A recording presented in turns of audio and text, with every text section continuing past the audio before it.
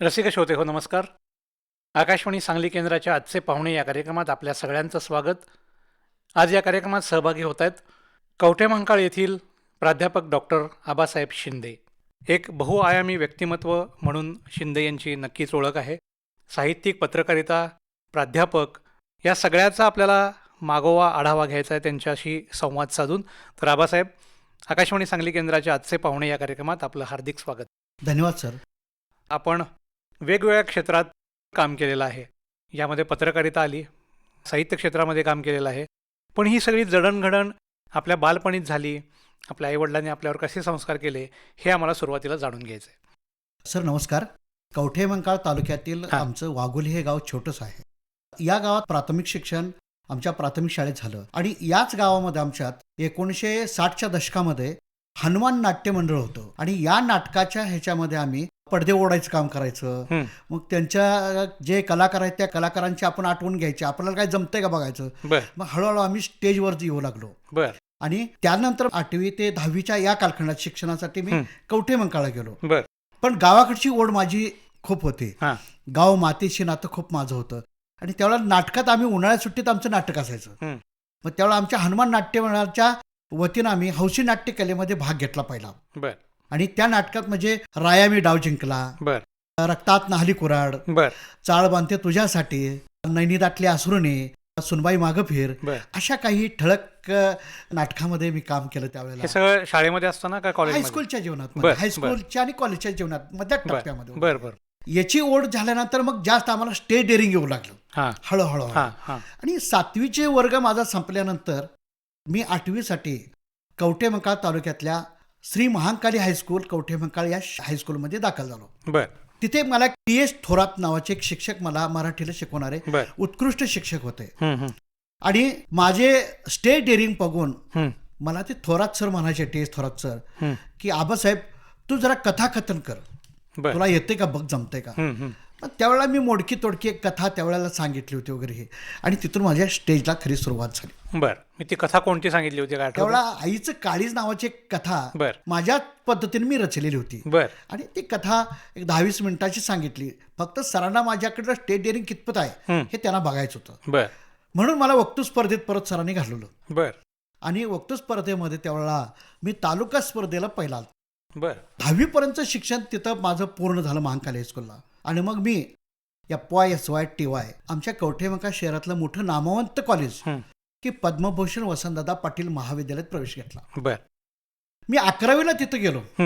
बघा सर, 11वीला गेल्यानंतर मग तिथे एक मला मराठीला चांगले शिक्षक भेटले, प्राध्यापक NT जाधव. आणि त्यांनी मला परत नाटकात आमच्या हौशी नाट्यकलेचं काम बघून त्यांनी कॉलेजच्या नाटकात मला प्रवेश दिला. आणि तिथं काळोख देत ओंकार हे नाटक आम्ही त्यावेळेला सादर केलं. आणि या नाटकात मला छोटीशी त्यावेळेला भूमिका दिली होती. आणि मग कविता लिहायला सुरुवात केली आम्ही त्यावेळेला. कवितेचं वाचन जास्त वाढलं. आणि ज्यावेळेला वसंत नावाचं मासिक आमच्या कॉलेजमधून निघायचं आणि त्या मासिकामध्ये आम्ही कविता लिहायला लागलो. आणि मग थोडासा आम्हाला त्यातला आत्मविश्वास आला. कविता लिहिण्याची प्रेरणा कुठून आली? म्हणजे तुमच्यावर कोणाचा प्रभाव? तसं मला महत्वाचं म्हणजे एक TS थोरात, तुकाराम हिंदू थोरात म्हणून हायस्कूलचे एक टीचर होते, ते आता हयात नाहीत. आणि प्राध्यापक NT जाधव सर हेही हयात नाहीत. हे मला शिक्षक चांगले नामवंत होते. त्यांनी मला साहित्यिक क्षेत्राकडे वळवलं आणि कविता लिहायला जास्त लावल्या तिने. मग माझ्या छोट्या मोठ्या कविता त्या करेक्शन स्वतः ते करायला, हे असं नव्हे असं म्हणून. आणि तिथून माझ्या कवितेला खरा जन्म झाला. मग कविता करत असताना आपण कुठल्या विशिष्ट विषयावर करायचा की सामाजिक, राजकीय किंवा विडंबन काव्य किंवा प्रहसन काव्य? तुमच्या कवितेचा विषय काय असायचा? नाही, मुळात कसं आमचा भाग हा ग्रामीण भाग आहे. ग्रामीण भाग असल्यानंतर अवर्षण प्रवर्गातला भाग आहे, म्हणजे दुष्काळ भाग आहे. दुष्काळ भागातल्या काही घटना, गाव शहरातल्या घटना, माणसाच्या माणुसकीतल्या घटना ही माझ्या डोळ्यापुढे तरळू लागल्या. दुष्काळ असेल, छावणी असेल, पाणी नसेल त्यामध्ये, शेतकरी पिंजलेला असेल, आत्महत्या असलेल्या आणि गाव सोडून जाणारी लोक असतील, स्थलांतरित झालेली, असा आशय आणि विषय घेऊन माझ्या कविता आज पुढे सरकल्या त्याच्यामध्ये. म्हणजे तुम्ही तुमच्या गावामध्ये जे चित्र डोळ्याने पाहिलं समोर, त्याचा कुठेतरी परिणाम तुमच्या काव्यावर होत होता का? हो, खूप 100%. आणि त्यावेळेला मग मी पत्रकारिता करत होतो. म्हणून काय केलं, आमच्यात तेवढा पाणी फाउंडेशन नावाचे एक प्रकल्प शासनाचा राबवला गेला. म्हणजे सत्यमेव जयते आणि पाणी फाउंडेशन आमिर खानचा प्रोजेक्ट आहे. हा आमिर खानचा प्रोजेक्ट होता. आणि त्यात मी गावच्या ह्याच्यात हिरिरीन भाग घेतला. एक पत्रकार ते मी काम करायचं आणि गावच्या मातीत एक आपलं योगदान असावं म्हणून थोडं छोटं मोठं दिवसातनं काम करू लागायचं. आणि त्यावेळेला आमच्या गावाला पाणी फाउंडेशनचं फर्स्ट प्राइज मिळालं. त्यावेळेला ते काम करणारे जे लोक होते, भरत शिंदे नावाचे आमच्याकडं होते त्याच्यामध्ये, किंवा आमच्याकडे तुकाराम शिंदे नावाचे एक होते त्याच्यामध्ये, ही जी मंडळी होती पुढहून करणारी, या मंडळीने खरं म्हणून आमच्याकडं पाणी फाउंडेशनचं काम उत्तम दर्जाचं केलं. आणि जवळजवळ जिल्ह्यामध्ये आपल्या कवठेमंकाळ तालुक्यामध्ये आमच्या वाघोली गावचा प्रथम क्रमांक आला. किती साली साधारण हे झालं? 2017-18च्या कालखंडातला हा विषय होता. हे विषय सुद्धा घेतले मी कवितेत. आणि त्याच्या अगोदरचे सुद्धा विषय मी कवितेत घेतलेले आहेत. आणि सर्व कविता ही मी सामाजिक धर्तीवर आधारित घेतलेली. म्हणजे दुष्काळ असेल, पाण्याचा प्रश्न असेल त्याच्यामध्ये वगैरे, चारा छावणी असेल त्याच्यामध्ये, चारा छावणीमध्ये अनेक जनावरं तडफडून मेली, त्याच्यावर मी कविता मिळलेली. म्हणजे अशा काही अनुभवात आलेल्या काही कविता. शेतकऱ्यांची डाळिंबाची बाग उद्ध्वस्त झाली, द्राक्षाच्या बागा उद्ध्वस्त झाल्या, पाण्यासाठी अनेकांनी सुद्धा एक लक्षात ठेवत, विहिरीतून पाणी शिंदून काढण्यासाठी एखाद्या जीव गेला, याच्यावरही लिहिले त्याच्या पाठी. जे जे विषय मला समाजातले मिळतील तसे विषय मी माझ्या कवितेत रेखाटण्याचा प्रयत्न केला. तुम्ही आत्ता बोलताना म्हणालात की पत्रकारिता पण आपण करता.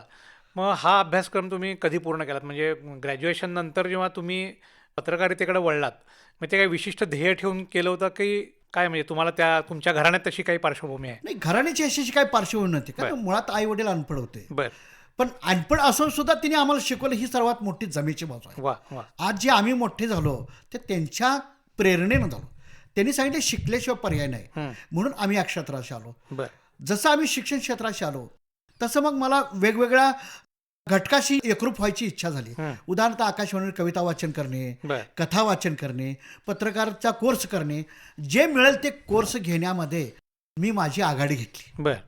आणि त्यामध्ये 2004ला विलिंग्डन महाविद्यालयात होते ग्रामीण पत्रकारिता हा कोर्स तिथं आयोजित करता प्राध्यापक संपतराव गायकवाड सरांनी. आणि त्यामध्ये आम्ही जवळजवळ 70 ते 80 जण होतो विद्यार्थी. आणि त्या पत्रकारिता कोर्सामध्ये मी शिवाजी विद्यापीठात प्रथम क्रमांक मिळवला. हा किती वर्षाचा कोर्स होता? हा तसा 1 वर्षाचा कोर्स होता. आणि तो ग्रामीण भागाची अटॅचमेंट असल्यामुळे तो मी घेतला पहिल्यांदा. असा विषय त्याच्यामध्ये. त्याच्यानंतर आपण वेगवेगळ्या वृत्तपत्रांसाठी पण काम केलं असेल? नाही, मी सध्या आता दैनिक केसरीमध्ये काम करतो. सध्या गेली 25 वर्ष झालं. पेशवे साहेब असतील, आमच्यात मोरे सर असतील आमच्याकडं, या सर्वांच्या प्रेरणेखाली, मार्गदर्शनाखाली आम्ही वेगवेगळे विषय घेऊन आम्ही आमच्या पत्रकार क्षेत्रामध्ये आमचं नाव तिथं एक अधोरेखित करत असतो.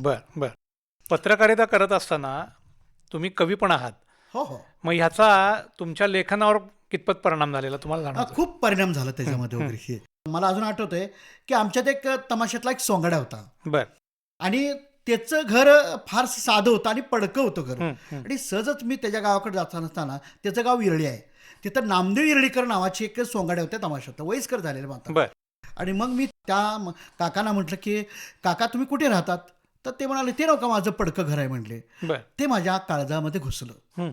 त्याचा संदर्भ घेऊन मी माझ्या पत्रकार क्षेत्रात त्याचा वापर केला. त्यांना काय घर मिळतं का असं माझी धडपड त्या पत्रकार क्षेत्रातून चालू झाली.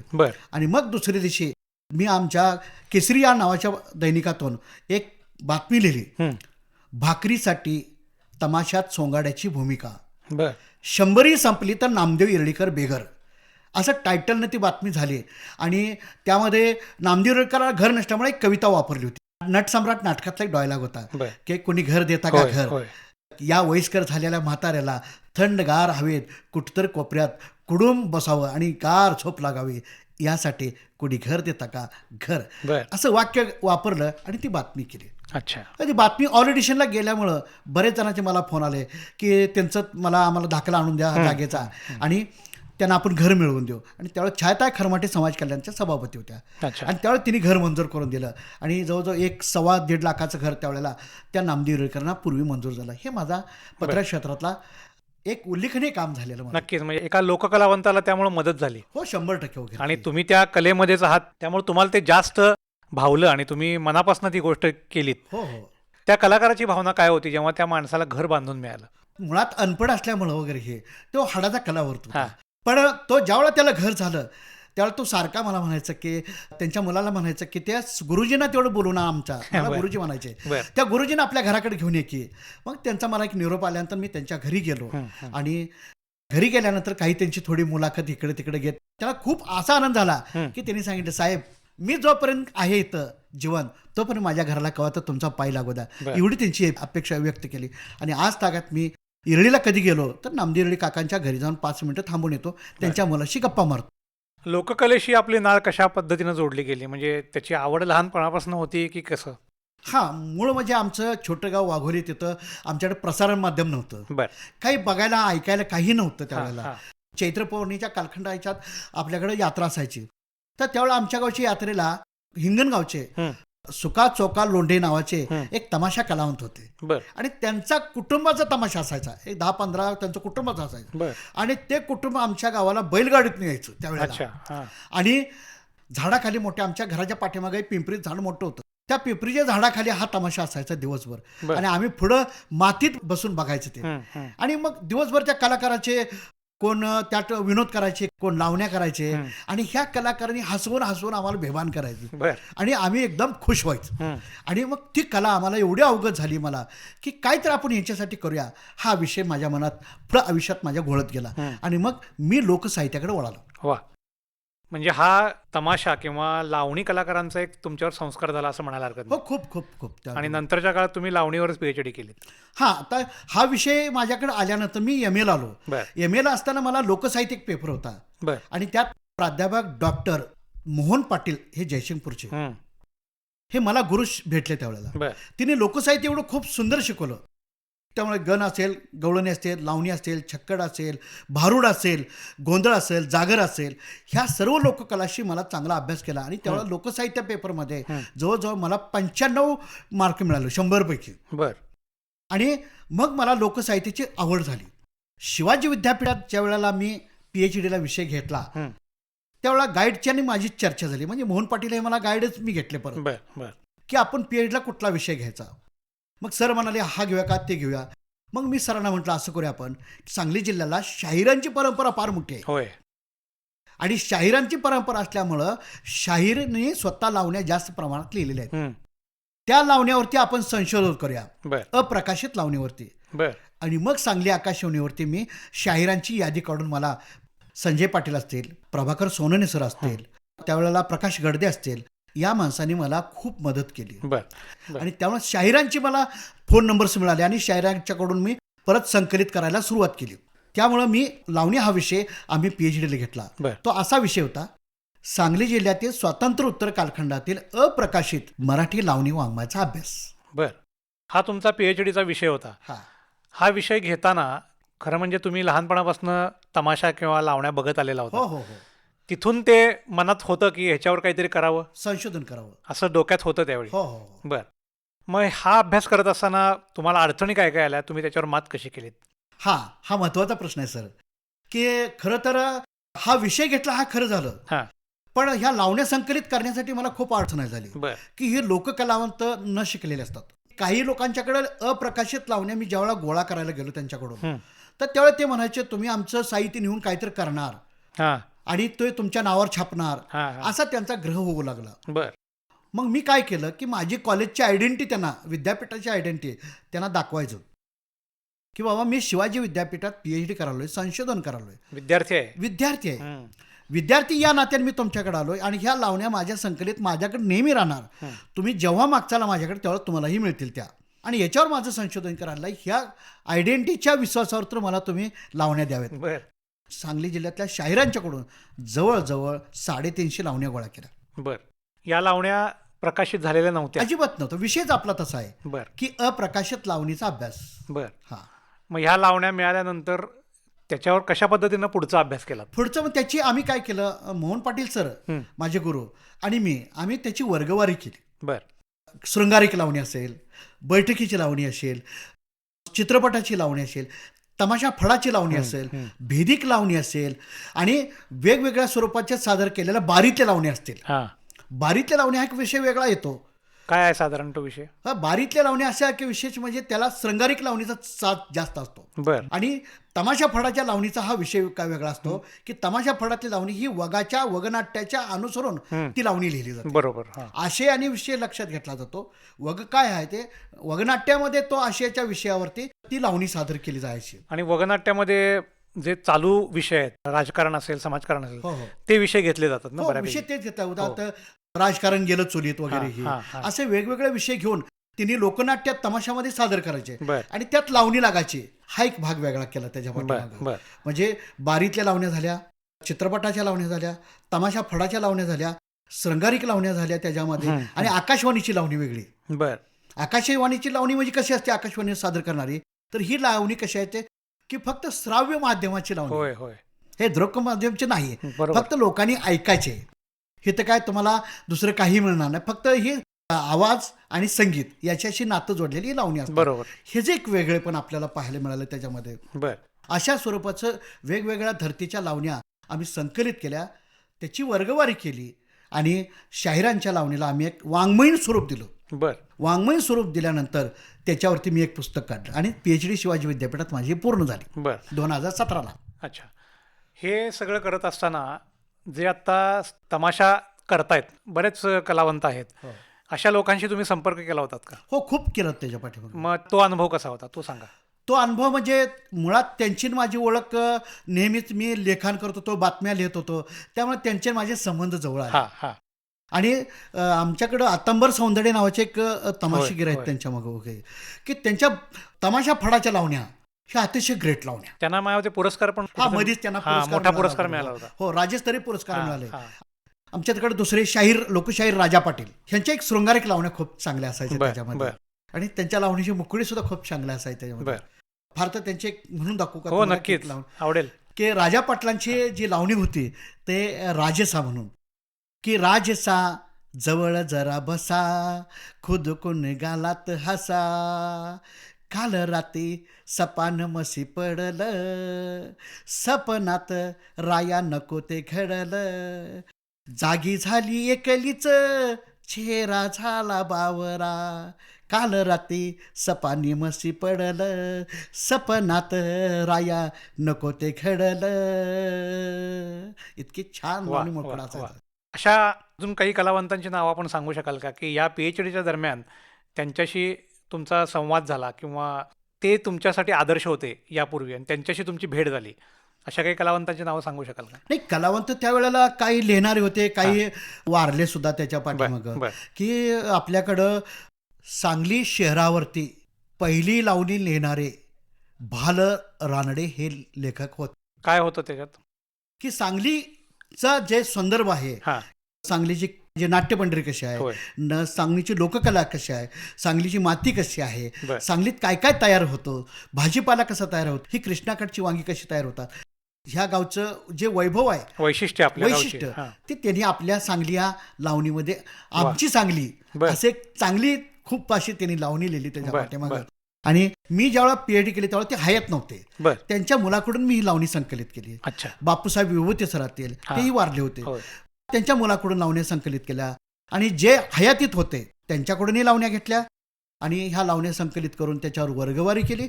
वर्गवारी केल्यानंतर ते वाङ्मयीन दृष्टिकोनातून त्याच्यावरती अभ्यास करून मी शिवाजी विद्यापीठाला तो प्रबंध सादर केला. वा. लावणीचा विषय हा पूर्वी चित्रपटात अनेक लावण्या पाहिलेल्या आहेत किंवा यात्रा जत्रेच्या दरम्यान लावण्या अनेक ठिकाणी अजूनही होतात. लावणीचं स्वरूप कसं कसं बदललंय, आपण अभ्यास केलाय त्याच्यावर? तसा विचार केलाय तर लावणीचा जन्म हा मुळात अध्यात्मवादातून झाला. आणि ती बैठकीच्या दरबारात शिरली. आता बैठकीची लावणी ह्या श्रीमंताची लावणी, गरीबाला ती पेलत नव्हती, श्रीमंताच्या दरबारातली ती लावणी होती, म्हणजे त्याला आपण बैठकीची लावणी म्हणायची, ती पैशीवाल्याची लावणी होती.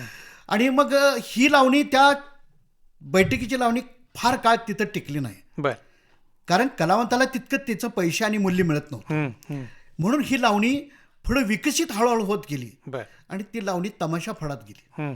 आणि तमाशा फडातली लावणी हे जे कलावंत आहेत हे अशिक्षित कलावंत आहेत वगैरे, त्या चालीरीती संगीत याच्यात तो थोडासा देशीबाज जरी असला तरी एक साचेबंद नव्हता, हा एक मला म्हणायचं. पण जरी साचेबंद नसेल तर ती कलावंतांनी सादर केलेल्या त्या कालखंडात त्या श्रोत्यांना त्याची अभिरुची निर्माण झाली. त्यामुळे ती लावणी गरीब श्रीमंत गावगाड्यातल्या लोकांना ती ऐकायला मिळाली, बघायला मिळाली आणि त्याच्यापासून थोडी लोकांना ओढ लागली. परत तीच लावणी ग्लॅमर बनली आणि चित्रपटाच्या रुपेरी पडद्यावर गेली. केला इशारा जाता जाता, सांगते ऐका, पिंजरा, असे कितीतरी चित्रपट लावणी प्रधान होते. आणि लावणी प्रधान चित्रपटामुळे पुन्हा चित्रपटातली लावणी आणि ही लावणी क्षेत्र मोठ्या प्रमाणे विकसित होत गेले आणि लावणीला एक मोठा आयाम मिळाला. आणि आज सांगली जिल्ह्याची लावणी असेल ते साता समुद्रापर्यंत नेण्याचं खरं काम ह्या शाहिरांनी लिहिलं आणि चित्रपटसृष्टीनेही केलं. नक्कीच. आणि त्यामध्ये सांगली जिल्ह्याचं मोठं योगदान आहे. लावण्या बदलत गेल्या, रचना बदलत गेल्या. जसे शाहीर होते त्यांच्या प्रत्येकाच्या वेगवेगळ्या विचारसरणीतून लावणी वेगळी तयार झाली आणि तीच लावणी चित्रपटात वेगळ्या पद्धतीने गेली, तमाशा फळात वेगळ्या पद्धतीने गेली, बारीतही वेगळ्या पद्धतीने गेली. आपल्याकडं खूप म्हणजे असं चित्रपटाच्या लावण्याला येणारे उदाहरणार्थ आपल्याकडे गदी माडगुळकर होते. त्या कालखंडात माडगुळकर जेव्हा आपल्या ग्रामीण भागात शेटपळे आटपाडी या भागात राहत होते त्यावेळेला मुळगळ त्यांचं माडगुळ तिथलं आणि तो परिसर भौगोलिक परिसर लक्षात घेऊन गदी माडगुळकरांनी लावणी त्यावेळेला लिहिला की मऊ होटाला डाळिंब फुट, हे त्या पद्धतीच होते कारण तिथं डाळिंब पिकत होतं. कालांतराने माडगुळकर हे आपले साताऱ्याला गेले आणि तिथं गेल्यानंतर तो परिसर सगळा कृष्णाकडचा परिसर हा सगळा उसाचा परिसर आणि मग त्यावेळेला गदी माडगुळकरांना एक लावणी सुचली की फड सांभाळ ग तुर्याला आला, तुझ्या उसाला लागल कोला. या लावणीनंतर यशाच्या शिखरावर लिहिलं. नक्कीच. असं गदी माडगुळकरांनी लिहिलेल्या लावण्या चित्रपटाला मोठं योगदान मिळालं. अण्णाभाऊ साठ्यांच्या काही लावण्या येतो खेबुडकरांनी लिहिल्या आहेत. हा खेबुडकरांनी लिहिल्या.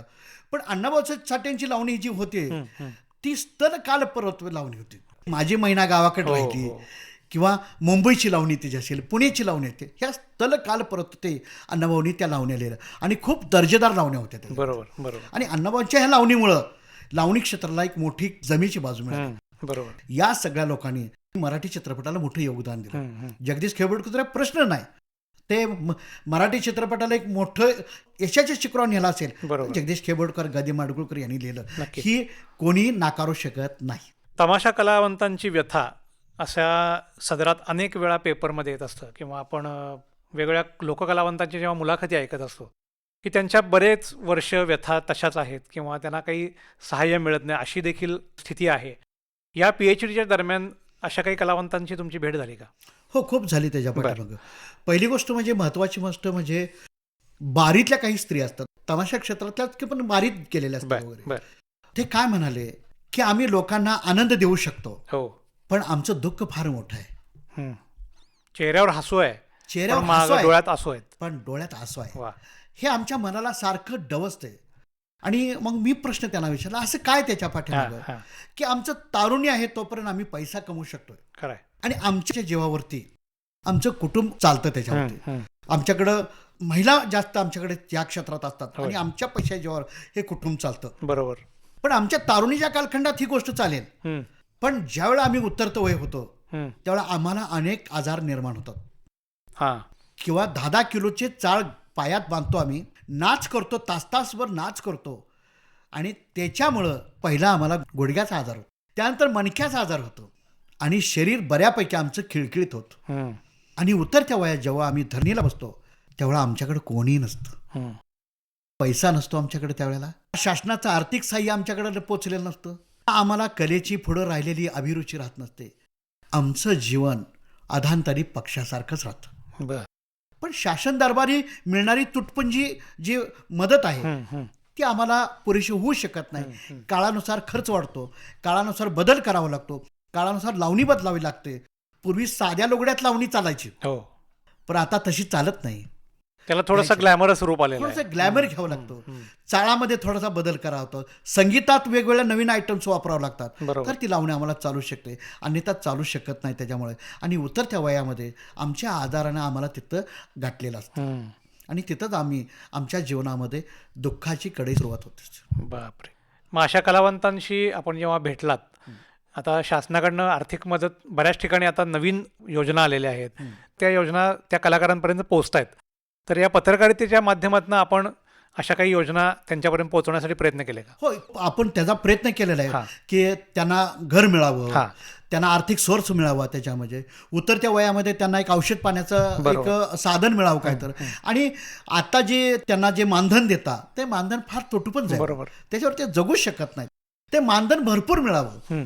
आता तेवढं जगण्यात त्यांचं सामर्थ्य राहिलेलं नाही, तेव्हा शासनाने सुद्धा याच्यावरती मोठी भर करावी. रसिक श्रोते हो, आजचे पाहुणे या कार्यक्रमात कवठेमंकाळ येथील प्राध्यापक डॉक्टर आबासाहेब शिंदे यांच्याशी आपण बातचीत करत आहोत. आज वेळेअभावी कार्यक्रमात इथंच थांबूया. पुन्हा भेटूया पुढच्या कार्यक्रमात. तोपर्यंत या कार्यक्रमाच्या सादरकर्त्या तेजा दुर्वे आणि मला शशांक लिमयला आता निरोप द्या. नमस्कार.